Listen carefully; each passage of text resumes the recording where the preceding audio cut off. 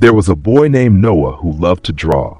He carried a small sketchbook everywhere, on the bus, at school, even during lunch. But no matter how much he practiced, he always compared himself to others. His friend Leo drew faster. His classmate Mia painted better. Every time Noah saw their work, he'd look at his own and think, "Mine will never be like that." One afternoon, after art class, Noah stayed behind. The classroom was quiet. On the table lay his latest drawing, a portrait he had worked on for days. He stared at it for a long time, then crumpled it up and threw it in the trash. At that moment, his art teacher, Mrs. Hale, walked in. She looked at the trash can, then at Noah. "Why did you throw that away?" she asked gently. "It's bad," Noah muttered. "It doesn't look like the others' work." Mrs. Hale said nothing.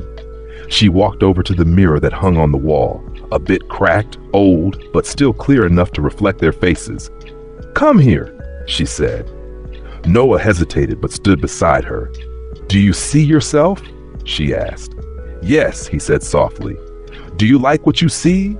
He shrugged. "Not really." She smiled faintly. "That's the problem. You're too busy looking at everyone else's reflection to notice your own. You think the mirror is supposed to show perfection, but it's supposed to show truth." She picked the crumpled paper from the trash and gently smoothed it out. "This drawing," she said, "has something theirs doesn't." Noah frowned. "What?" "It has you in it," she said. "Your hand, your thoughts, your mistakes, and that's what makes it beautiful.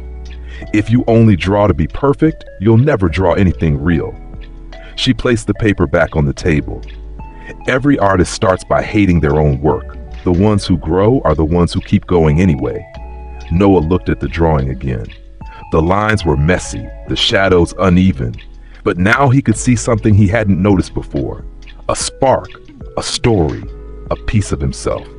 He picked up his pencil. "Can I try again?" Mrs. Hale smiled. "Of course. That's how the best ones begin. Again and again." Years later, when Noah became a professional illustrator, he kept that old, wrinkled portrait framed above his desk.